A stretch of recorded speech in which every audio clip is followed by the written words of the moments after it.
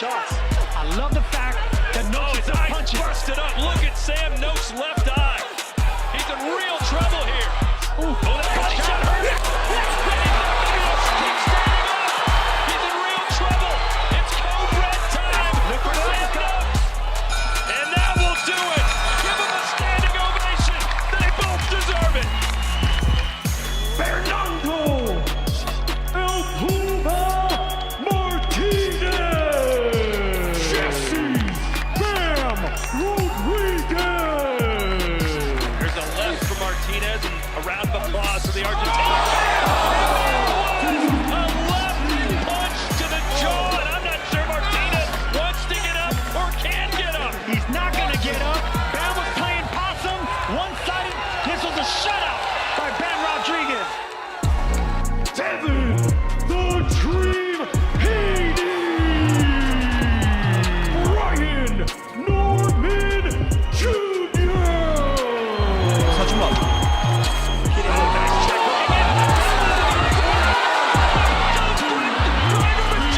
Incredible! I'm telling you, he shook him with that left hook. The monster's hurt. The assassin is rocked right now. In 2024, I lost everything. Everything came crashing on me. In 2025, I came to get it back. In 2026, I'm coming for everything. Anthony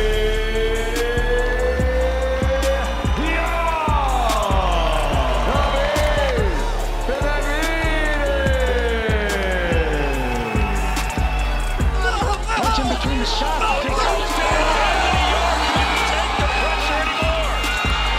Right now, the beast is getting beaten down by the Mexican monster. There you go. That's what you don't want to do against the ropes, against flurries like that. Oh, big shot. David Benavidez, the referee has seen it, and there it is. The Mexican monster roars here in Riyadh.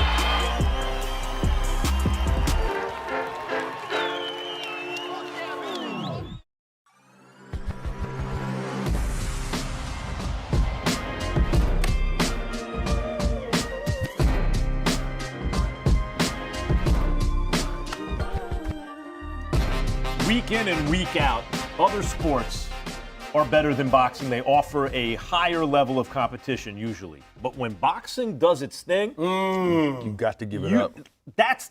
it's number one. What a night at the fights. Welcome to Inside the Ring, boxing's official show of record. I'm your host, Max Kellerman. Joining me, fresh off his analyst debut in Riyadh, world-class trainer and former contender Malik Scott in the heavyweight division. To my left, the editor-in-chief of Ring Magazine. I don't know if you heard about it. It's a little magazine called Ring Magazine, been around for over 100 years. There you go. And all-decade running back and all-decade boxing fan, Boxing. Shady McCoy. LaShawn Shady. Your boy McCoy. in the building. Great weekend of fighting, huh? It's time for the lead hook. Ring 4 took place Saturday afternoon if you were here in LA, at night if you were in New York, and at 5 in the morning if you were in Riyadh, which is where the fights took place. It was an incredible card on paper, and it delivered in the ring. We begin with the main man in the main event, David Benavidez, who stopped Anthony Yarde for Benavidez's first official KO at light heavyweight. Guys, what did we think of David Benavidez's performance? Malik, you were there. I'll start with you. Monster performance. The name describes himself. The name describes the performance. He fought a guy that, in my opinion, did everything wrong that was extremely beneficial for David Benavidez. Yarde at the high level, he fades on the second half, 6th round. At the high level, he make mistakes that you just can't make against David Benavidez. He looked good in the first 3-4 rounds, but that constant pressure, the feats was getting closer and closer. And then David Benavidez always is keeping his chin behind his front knee, even when he's coming forward. So it looked like Yarde was doing a couple good things that was maybe looking okay, but the pressure, the demeanor, the poisonous of everything, just the energy of the monster is a lot to deal with. Yarde. I know there's an E on the end of it. You said it on the broadcast. Yarde. It's Yarde, like your backyard. And by the way, Benavidez, I think Doug Fisher. I said the editor-in-chief of Ring Magazine, and then I didn't say Doug Fisher. Doug, that's the thing about Benavidez, and Malik pointed it out. for a guy you think of as a front foot fighter, right? He actually, a lot of the time, has that weight, especially early in the fight, on the back foot, and it makes him, it brings him out of range of counters. Because it was made a point on the broadcast that Yarde was fighting well. It's not like he was winning rounds. But he was competing a little bit. He had his spots. He was blocking shots here and there.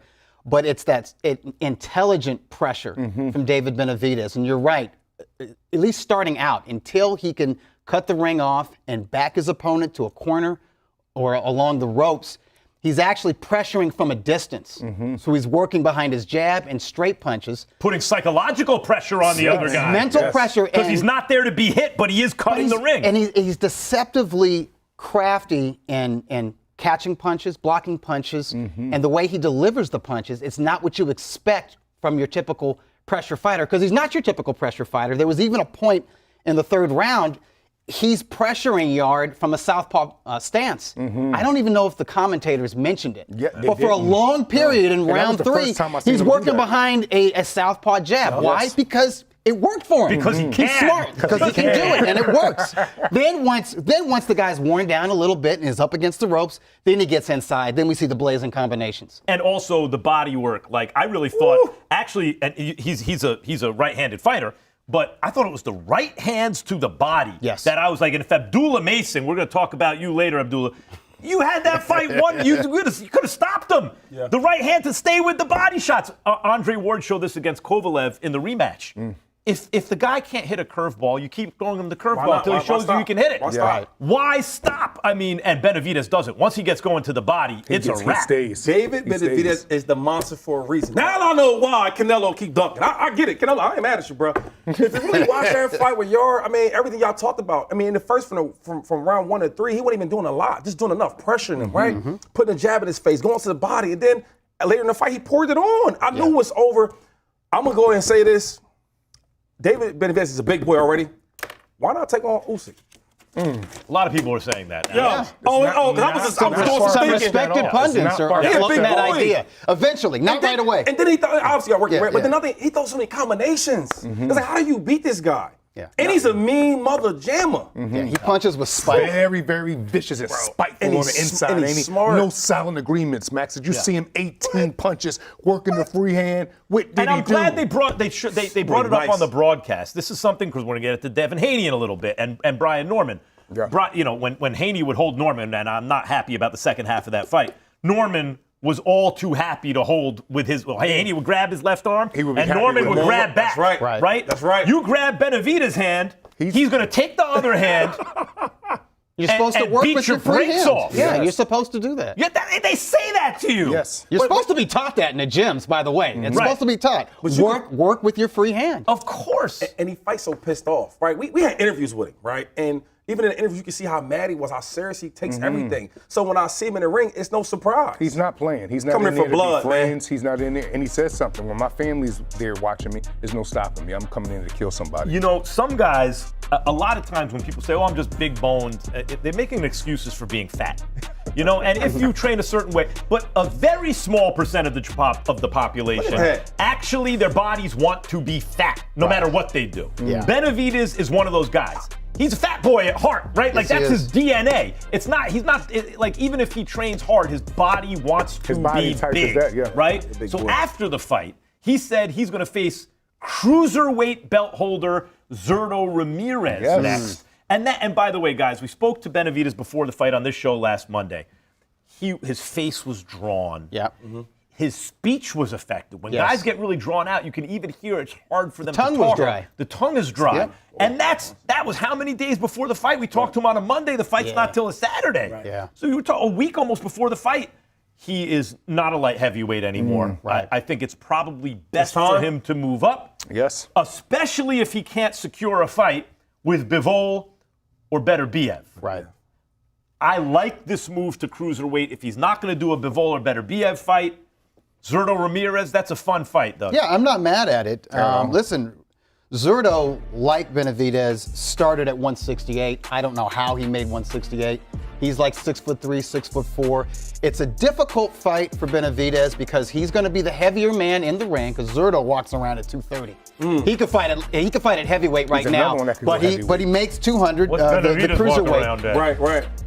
Not quite that heavy. He walks around heavy. No, I was going to think like maybe 200. 200? Listen, 220. David will be very comfortable fighting at cruiserweight. Obviously, Zurdo has had time to acclimate at that weight. Zurdo has proven to be able to take a world-class cruiserweight's punch. Yep. And he's also a southpaw boxer who boxes really well from the outside. So that will be very interesting. I think stylistically it's a challenge. It's not the one punch from Benavidez. It's the 100th and 200th punch. It's the volume. Yeah, but the thing is Yes. Zurdo is a Mexican fighter, and he does like to fight on the inside, and he can fight on the inside. By the way, in our group chat, which we're all going back and forth during the fights, this dude right here to my right, Speaking nothing but facts. Malik Scott, boy. Speaking nothing but facts. When I agree with Coppinger over you, man, I have to stop and question myself for a second. But you got to realize. He's talking. He likes Zurdo's chance. What do you think about that fight? you did Because say that in he's the chat. familiar. He works with I them. love You Zurdo. love it? Yeah, absolutely. Oh, y'all work together. Zurdo Ramirez is the best cruiserweight in the world. And anybody that think Opataya is, I ask them, well, who has Opataya proven that against? And they never have a name for me. Maris Breedis. Twice. Those two fights with Maris Breedis. Twice. But in that second fight, though, even in the first fight, they Breedis, was they good were hard fights. Breedis is a brute. Breedis is like the 4th best or 5th best cruiserweight ever. Right. Yeah. Right? He's Like, older what- than that. Breedis He's older gave than that. Alexander Come on, Usyk come a on. hard fight. He Yes. gave, by the A way, hard fight. Breidis has losses to 2 men in his career.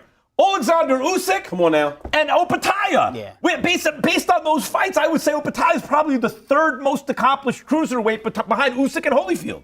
Opataya is the second. There's nothing wrong with being the second best cruiserweight in the world. All right, okay. It's fair to have that. Okay, good, huh? Yeah, Zurdo it's like they're Ramirez number is one and number number one. two. Yeah. They're You the like two best Zurdo over cruiserweights. Opataya? Okay.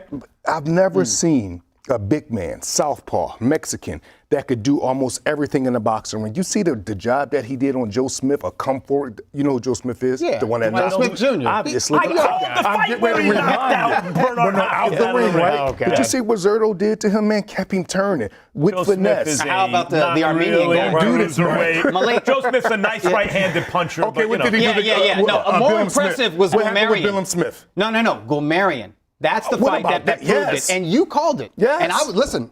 And I think Chris Mannix, he and I had the same opinion that Gulmarian would just be too big, strong, and rugged Didn't turn for out Zurdo. very We're looking at hard Zurdo puncher. as a blown-up super middleweight. We shouldn't have. He's naturally grown into this weight class. He's a blown-up and super middleweight he like was Devin masterful. Haney's a blown-up lightweight. Come on, In other exactly. words, Right. He's Yeah. finally Fighting in at his his proper real weight. division. You be Exactly. right a lot though, so I can't. You know what? If you feel like that, hey man, we gonna find out. Remember, I'm saying He's this. familiar with Zurdo. People are going off of what Benavidez did right now, right? They're going off. What he and that's always cool. does though. What he always does. Yeah, but that right there doesn't like it look a little bit more deadly and a lot more threatening. Okay. I'm telling you this now. Him getting in there with Zurdo, things may not go like that for him. He was in there with the Yarde that every time Yarde. There you step go. up- I got you. There you go. Every time Yarde Oh, you step got up it. to the high level, he 6-7 rounds, he fade away. Yeah, but I will say this, Benavidez did the job the best. Out of all the champions that did that to Yarde, Benavidez did it the best. I agree. Yeah, He got rid of him the best. There is like eyeball test guys, and I keep referring to other fighters on the card because this is a great card. But like Bam Rodriguez, that's an eyeball test, dude. Even before this fight, you look at him and you go, that looks different. Yes. And Benavidez Yeah, and damn nice. Zurdo so far in their careers Yes. look different. They look like 2 different classes of fighter to me. However, styles make fights. No, And- Max, and- y'all have seen the best of Benavidez. That's the best. Y'all have only seen 50%. I think he make it. I think he make it better than that. I agree. No, I haven't seen a big man like so that. let me ask you, throwing them Jay. So combinations like that? what can Benavidez do? You can't top that right. I thought he he's started at a little his late to ceiling. the body. I thought he started a little late to the body. He could go to the body a reached little his earlier. ceiling. From 4 to 6 of that last fight, that's really Benavidez at there's nothing wrong with it. He's still pound for pound. But y'all haven't even seen Zurdo. It's just been 50 or 60%. Wait till how he act. Wait till how he act when he know he's getting ready to fight. But how do you know we gonna get, if you're saying that 56%, 60%, Yes. how you know we gonna get 80, 90%? How do you know that? Because he's fighting David Benavidez, go. and some fighters just okay. get up crazy big for event. other fighters. Well, Cinco de Mayo. And let's- Cinco let's- de that's Mayo. That's a Mexican That's holiday. what's up. Ramirez So he's is about got to to show go up. He's in, got to show JD. up. Let's hope so. Why, remember, I'm saying it here now. Didn't he gonna go up to heavyweight and challenge Alexander Well, you Usyk don't and need become the second? Who, Zurdo Mexican? is? Yes. Or- Zerto's going to move up to Well, you don't need no, heavyweight. you don't need Why no not? sports bet. You can just talk to me. It's like you want to make some money. Let me know, Max. Well, speaking of of potential matchups, Canelo and Benavidez was the matchup. Right. Now, by the way, I said Canelo's never ducked anyone in his career except Benavidez. I agree. Looking back at it now, Canelo maybe is looking at this dude like, they want me to box a heavyweight? I'm really a junior middleweight. They want me to box a heavyweight? That's how great Canelo is. Because listen, the fact that if you can make the weight, you can make the weight. But the phrase weight bully is popular nowadays because a lot of fighters have manipulated the fact that you can weigh in the morning the day before the fight nowadays and have like 36 hours, right? To really fight in the wrong division. Does that fight ever happen, Doug? Or is Benavidez Canelo? Canelo? No. Benavidez is to Canelo Long. what Antonio Margarito was to Floyd Mayweather Jr. Yes. The Mayweather camp they were matchmakers. They were brilliant in how fights play out in the ring, style-wise. And they're looking at a guy like Margarito. He's tall. He has a cinder block for a chin. He's not just a pressure fighter. He's a volume puncher. He's not going to let us breathe. Well, the difference. We can outbox him, but this guy's going to be throwing punches the whole time. By the way, I asked Floyd about that. I asked Floyd about that fight once because I used to watch Margarito and think everything you said is true. But I thought, but this is a beatable fighter. Technically, he's not doing anything incredible. And then he was caught with wraps. And after the wraps, he never had another significant win. Big facts. Shane Mosley beat the brakes off him. Cotto beat him in the rematch. And part of the reason, just to set the record straight, I think that they were so scared of Margarito, the Floyd camp was the reasons you mentioned, but also your eyes are saying, like, I don't know how he's doing this, but oh my God, everyone's crumbling. Come on now. Right. And it turns out there's a reason for that. Maybe. I don't know.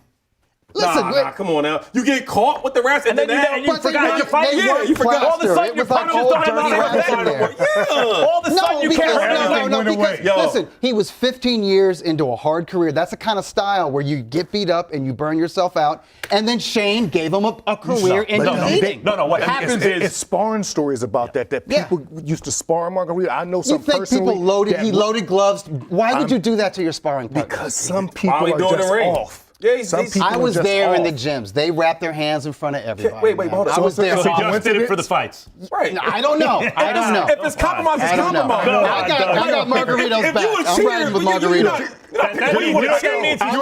He still deals with Margarito. I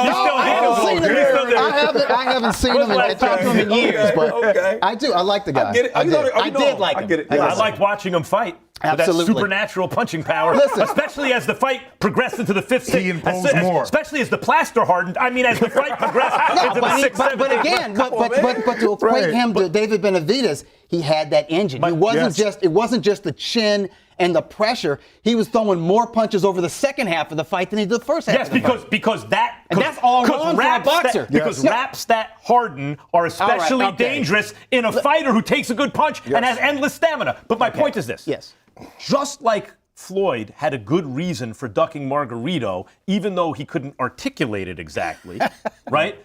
Canelo, it seems to me, had a good reason for ducking Benavidez, even if he couldn't articulate it exactly, which is, this dude is not really in my weight division. Right. He makes the weight, but oh my God, he's twice my size. And we see Canelo evolve, and you see what that looked like. He was a bigger guy, right? And now David Benavidez, you put him in his spot. What you think that's gonna look like? I love Canelo, but he's a smaller dude that took on bigger guys. That's my point to styles, though. So Canelo looked at Kovalev and Bivol and thought, I can beat these guys. Yeah. But he looked at David Benavidez and he's like, no, style-wise, this guy's all wrong for me. Yeah, right. It's too much. It's suffocating pressure, and it's the volume.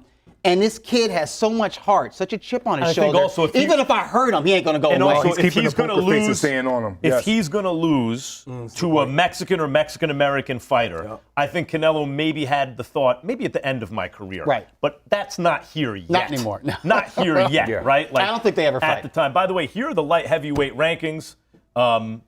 Beterbiev at number 1. That's because the champion is Dmitry Bivol. His number 1 contender is Artur Beterbiev. Benavidez installed as the number 2 contender.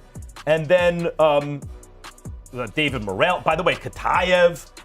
He better be higher. No, well, listen. wait, I can't believe Morrell fought Kataev right after he lost fought that. He lost that Benavidez. fight. He lost that fight. Yeah, but hats off to him for lost that fighting fight. two badasses in a row. 100%. Morrell believes in himself for I good respect reason. that. Yeah. And you could see, you look at this list, Benavidez has beaten 3 guys on this list already in the division. Yarde, Morrell, and Vojtnik. Yeah, Arthur's the truth. Speaking of knocking off, Willie Hutchinson is about to get knocked off by Ezra Taylor, my guy, Your January guy, huh? 24th. Okay. All right. Yes. We'll see. So then Talk Taylor. watch out for that. Hutchinson, Talk yes. your talk, man. This is a tough division, and apparently one in which Benavidez will no longer be competing. That's too bad because not so much the Bivol fight. Benavidez better be. Oh my God. Would be, in the 80s, we used to watch fights not together, but same Matthew era. Saad Muhammad type cats. Matthew Saad Muhammad and Yaki Lopez Harold and Johnson. Dwight Muhammad Yeah. Cowie back then, Dwight Oh my God. Braxton and Yeah. Matthew Franklin and Right. before everyone converted on Moss, it seemed in that division, but in the early 80s. But oh my God, that's a throwback to those kind of fights and contested maybe at a higher level than most of them. Yeah, more skill, definitely the technique, but the accuracy and the balance, both guys have it. I think Beterbiev has a higher level of it, but he's also 40. I'd like to see Benavidez and I favor Benavidez in that That's matchup, like- but I think that's the one fight at light heavyweight where David Benavidez would take punishment, where he would actually get beat up. I think if Benavidez wanted the Beterbiev fight, he could have it. So I'd like to know why he's not having it. And I don't like. This is why I call Beterbiev the actual boogeyman in boxing, right? Remember when we were all saying and everyone said Benavidez? Why isn't this fight happening? Right. Yeah, I like Arthur, but I thought that he'd give him a good shot, but I think David Benavidez wins that fight. Me too. For those watching on too. YouTube, head over to DAZN to catch the rest of the fight. Go to DAZN now. Coming up on the show, Devin Haney won against the baddest welterweight there was, right? Number 1 ranked in the ring, young puncher. Right. Haney not looking good since the Garcia fight. Are we impressed? Is it time to call Devin Haney a legitimately great fighter? This is Inside the Ring.